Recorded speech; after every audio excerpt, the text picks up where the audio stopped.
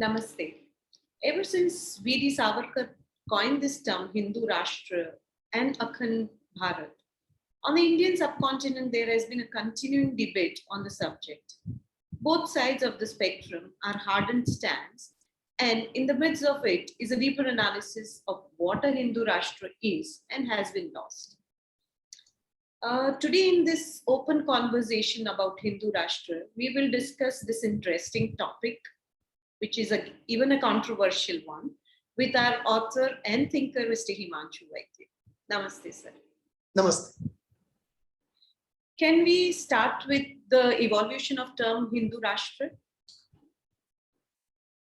Hindu Rashtra literally means nation of Hindus. This term has two meanings. One, the country where Hindus live, and two, a country where Hindu culture is practiced. So this is a very much a cultural concept. The cultural concept is based upon the heart of Hinduism, which is pluralism. In a country where Hindus live, by that definition, India and Nepal, they would come under the term Hindu Rashtra, because majority of people living in these countries are Hindus. However, if you go deeper, then any country where you find pluralism in culture. Pluralism means there is no one truth. There are multiple truths and all of them are respectable. And one doesn't have to pounce upon somebody or convert somebody to one's point of view because there is a difference of point of view.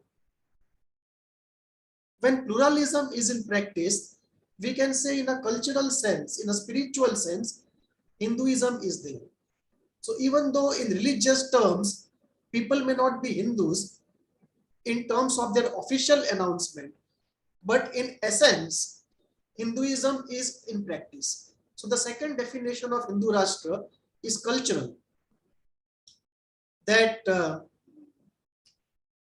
any country where the culture essentially is based upon pluralism, there we can say the Hindu Rashtra exists. Now, this creates a new definition in terms of the nation state. Whether we look at nation as territorial or cultural, we'll debate upon it slightly later. But this is how the Hindu Rashtra literally means a land where Hindus live or a land where a culture of pluralism is practiced. Now, this term has evolved in various ways. One way the term has evolved is based upon who is a Hindu. And who is a Hindu has been answered in different ways. One definition is any person who is born to Hindu parents is a Hindu. Second definition is one who officially subscribes himself to Hinduism is Hindu. But there are two geographical, historical ways in which this term was used. One was in the Arabian part of the world, people on this side of the river Sindhu were known as Hindus. And that was a very geographical denomination, not really a strictly a religious denomination. So, one historical aspect to it is people living on one side of the river Sindhu were referred to as Hindus. And the second derivation of the term Hindu comes from a combination of Himalaya and the Indian Ocean, which was once called Indus Sagar. So Himalaya and Indus Sagar, they were combined together to create the term Hindu, meaning people living in the landmass between the Himalayas and the Indian Ocean. So this is how the word Hindu originates. And from the word Hindu, it connects to the concept of a nation. And it comes to the same point of where Hindus live together, or the culture is based upon pluralism. So that is how the term Hindu Rashtra and Hindu get defined. And in terms of evolution, there are various aspects to it.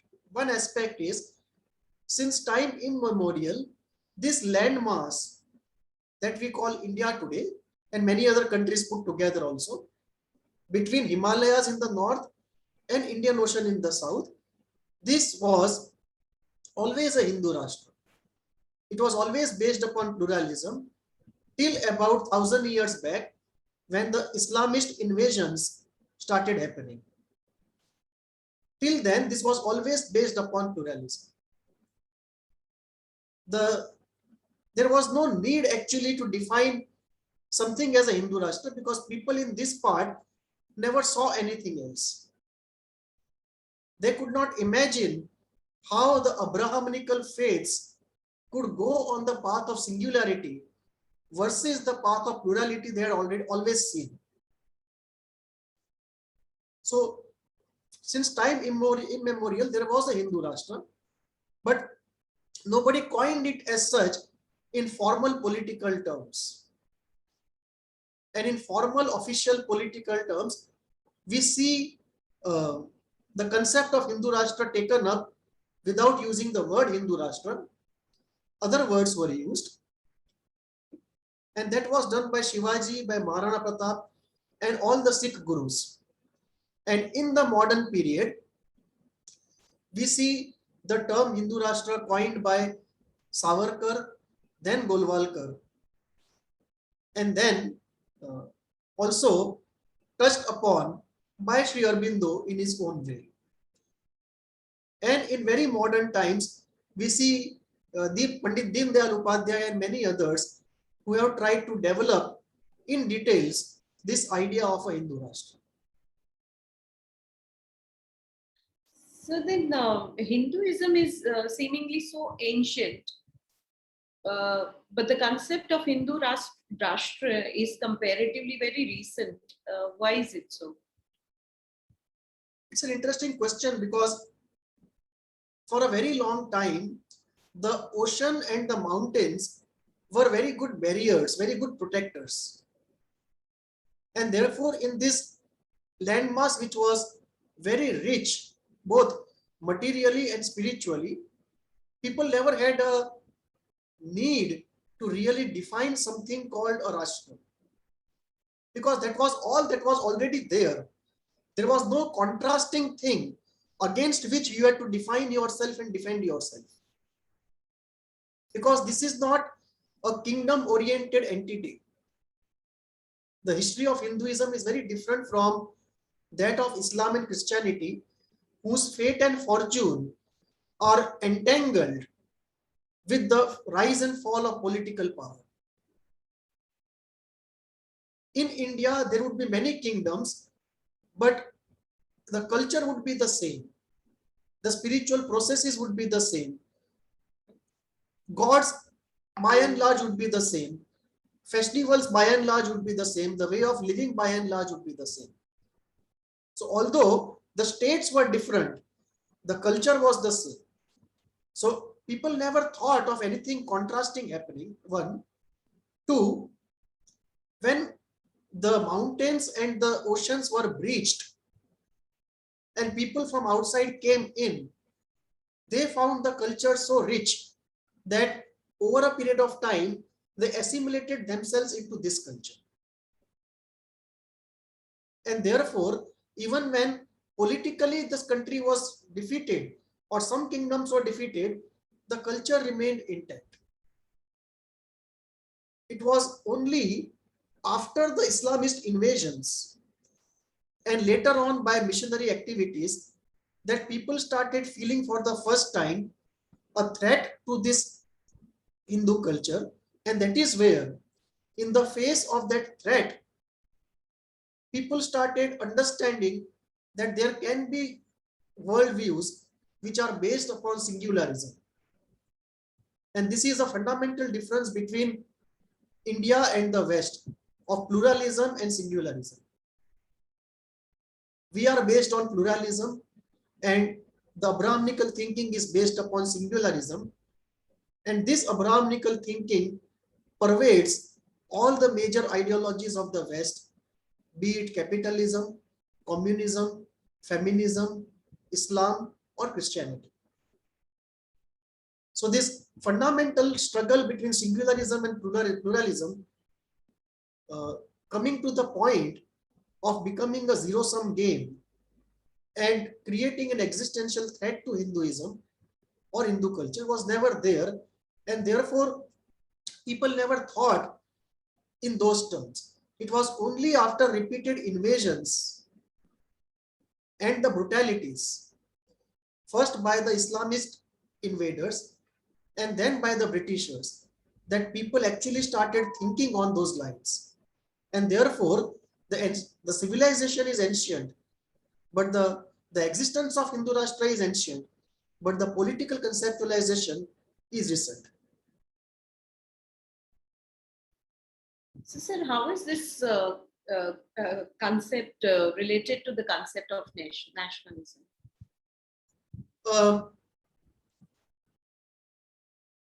The concept of nation state and nationalism is a very recent concept. And there are many ways of looking at it. One way to look at it is, what is the core of India's nationalism? What is the core of Indian civilization? And inevitably, the core of Indian civilization is Hindu culture. It is essentially a Hindu civilization. And therefore, the link between nationalism and Hindu culture is very strong. Ultimately, when we say we are defending our nation, we are not only saying we are defending the land and the property and people, we are also saying we are defending this civilization. And that civilization is nothing but a Hindu Rashtra. So our nationalism cannot be separated from Hindu Rashtra. That is one part of it. And the second part of it is, when we talk about Hindu Rashtra, if we look at the cultural aspect of it, it is not a territorial concept at all. So Nepal and India can be two different countries, two different states, but culturally they are the same. So culturally, both of them are under that broad arcade of Hindu Rashtra, although as states, they are different. So we are looking at Hindu Rashtra also as a confederation of many states. It's a civilizational concept, not actually a territorial concept.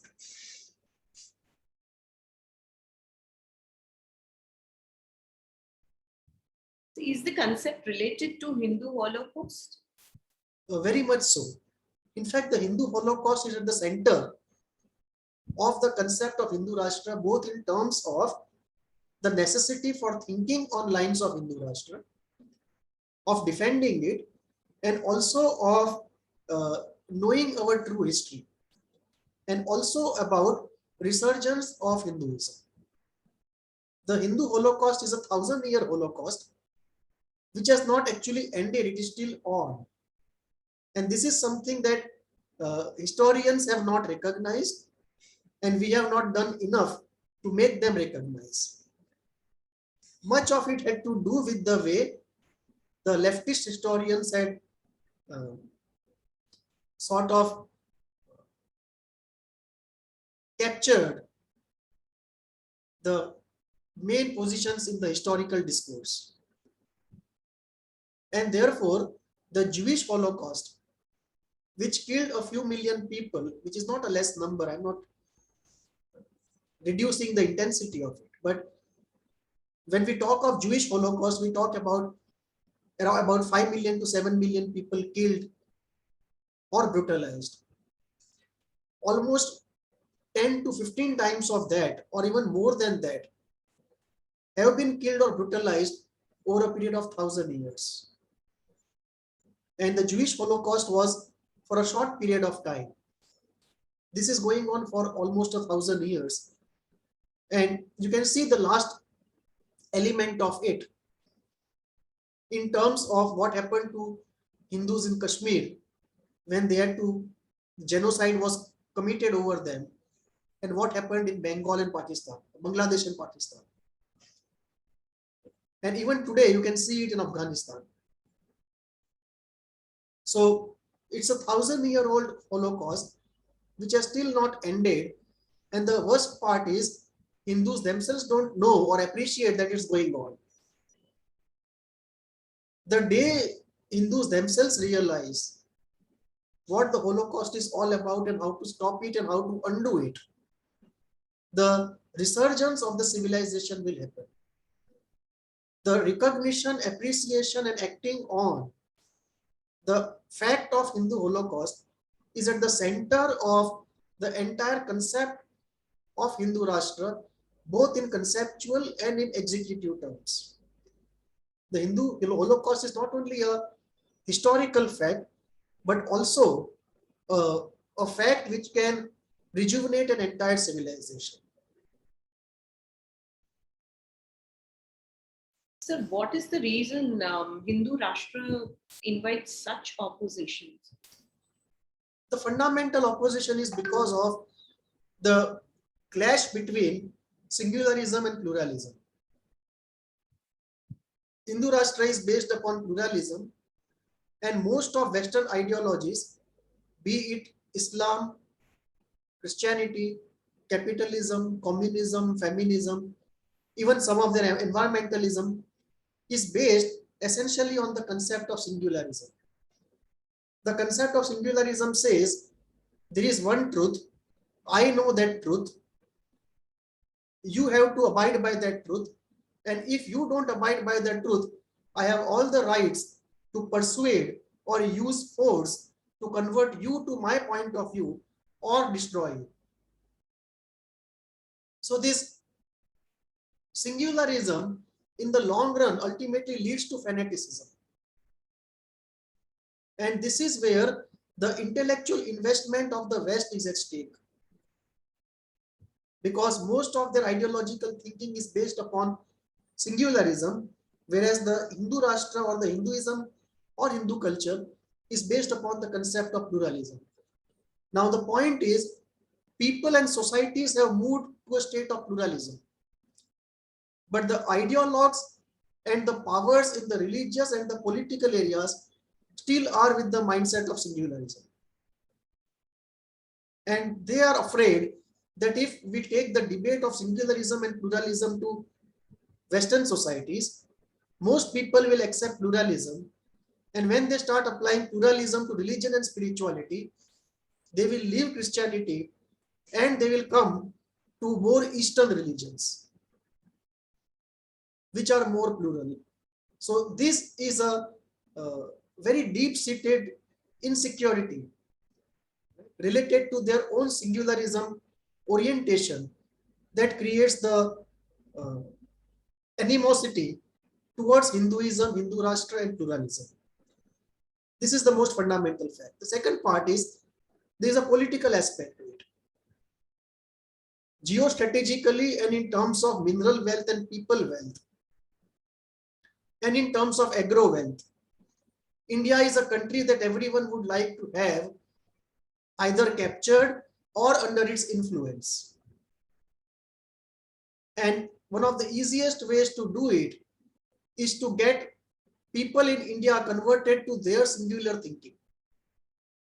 Get people of India subscribe to ideologies which are not indigenous, but coming out of that basic ground of singularism. So that is why the financing from the West in all forms does not come for anybody or anything which is pro-plural. They come for ideologies which are based upon singularism. That is second.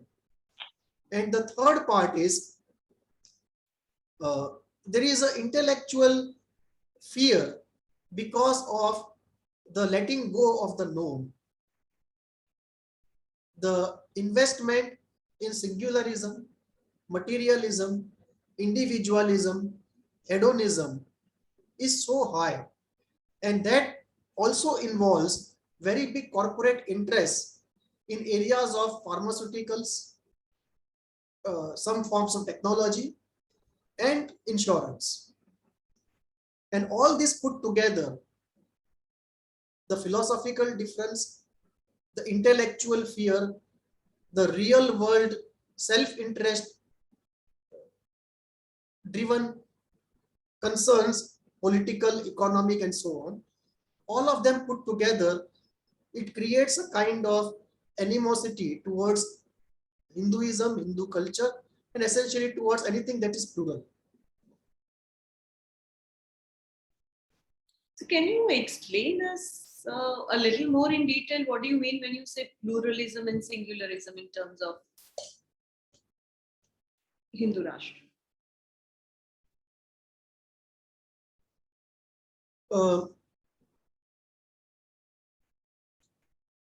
Singularism essentially comes from Abrahamical thinking, that there is one truth revealed to somebody I believe in, or revealed to me, or written in a book, and everything else is false.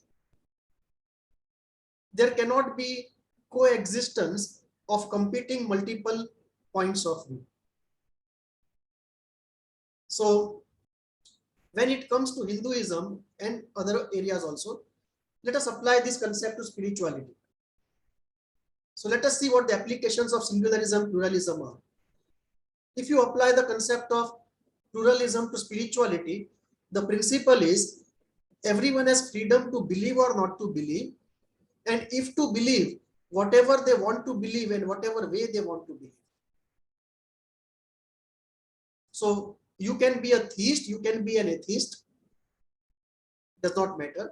If you are a theist, you can believe in whatever God and whatever way you want. Now in India, in the Hindu society, this is very common thing. This is not something surprising.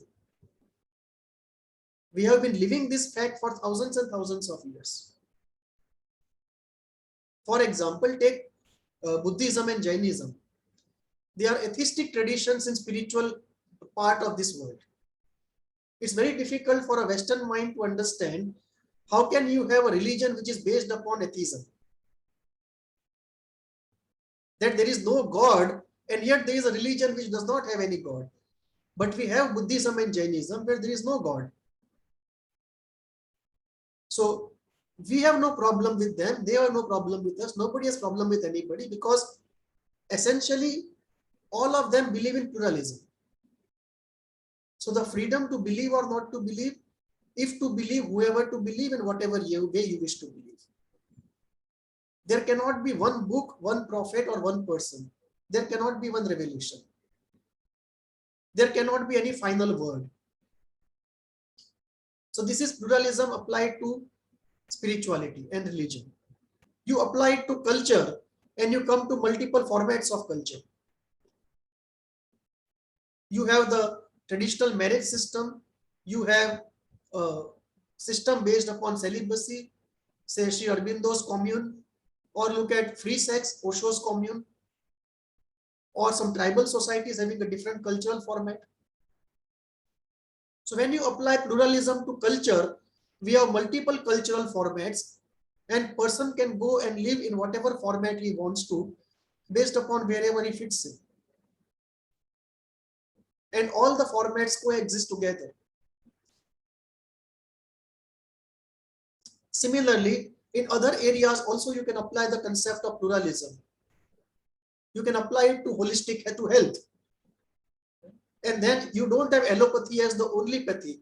You have multiplicity of pathies, all of which have their truth, their strengths and limitations. And then you talk of holistic healing or integrated medicine. So pluralism is applied at various levels, and that becomes the heart of the Hindu Rashtra. That in all areas how pluralism goes in, and how there is a constant attempt at synthesis, not at homogeneity.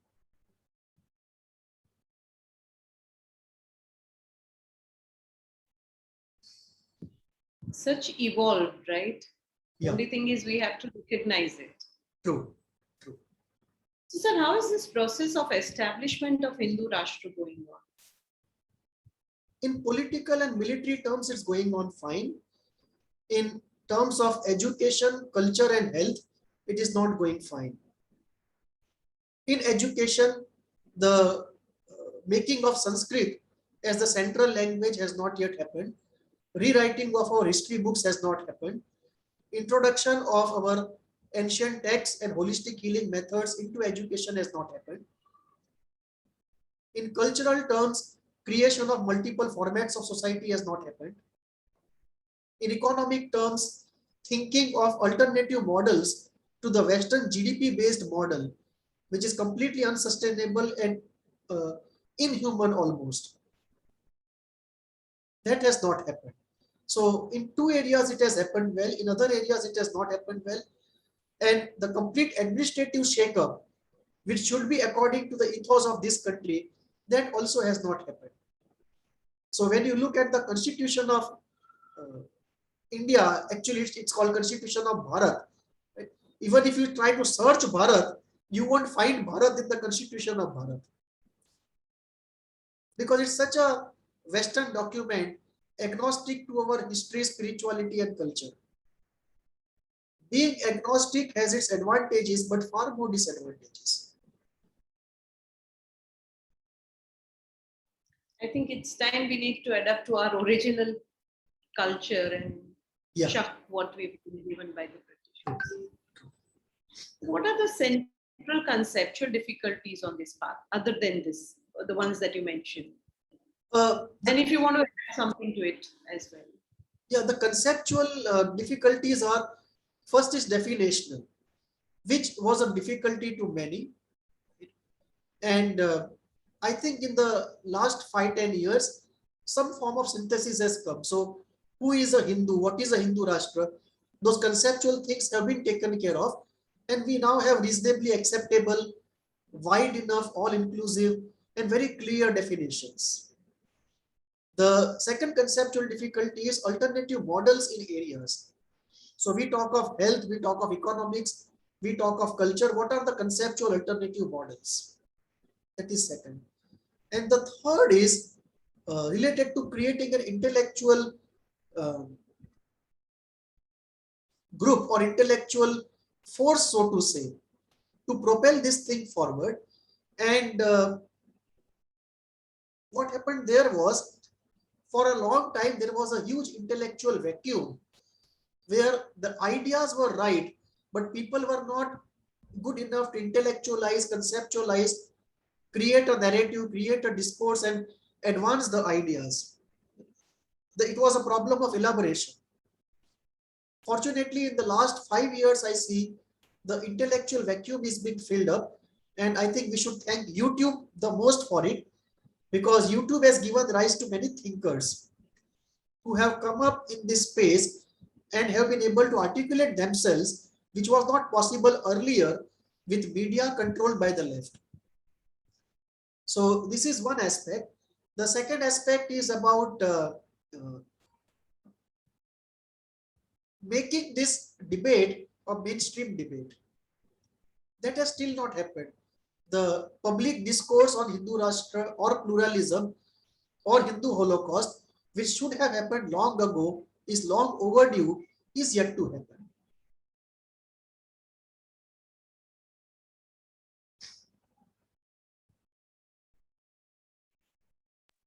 So how do you see an action plan for this idea?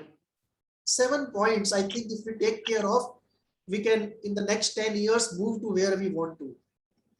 And I think we should.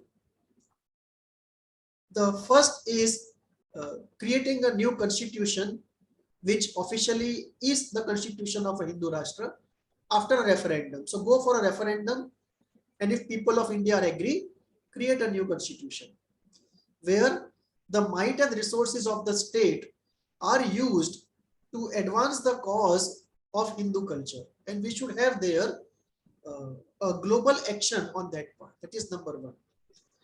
Number two is compulsory military training and a military orientation in society that needs to be developed. People are completely away from the entire understanding about military studies, security, and so on, and absolutely unprepared to face any emergency. Unlike in other countries around us, say China or USA or UK or Russia, we don't have compulsory military training. So that is necessary. So first is the new constitution. Second is compulsory militarization of the society. The third is the centrality of Hindu Holocaust.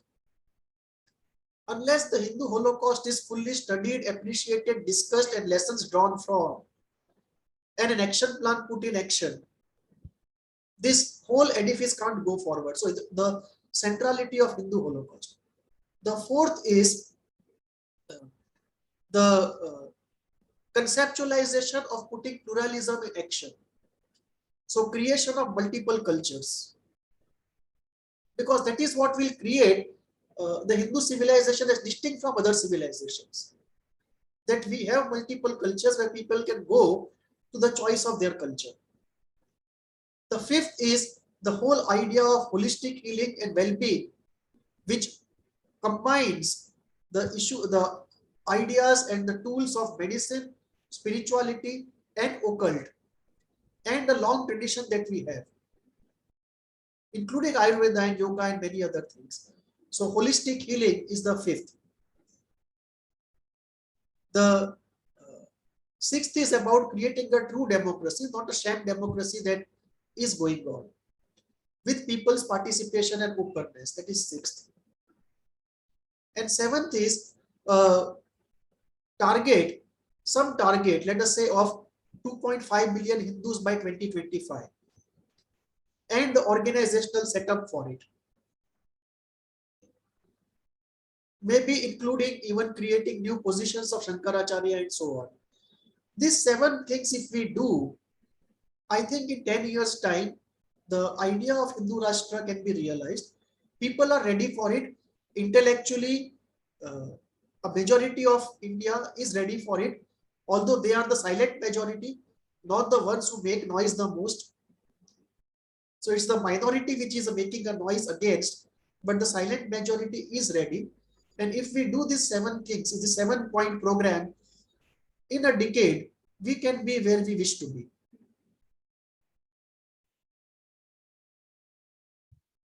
Well, absolutely right, sir. But yes, I even appreciate the last point that you made of this number of Hindus, Right. the goal that you set out. Well, I enjoyed with all the apprehensions, but I enjoyed doing this interesting and a controversial talk, sir. I'm sure our viewers too would like it. And if there's anything, you can write to us at hvindia@gmail.com. Till then, take care. Namaste, sir. Namaste.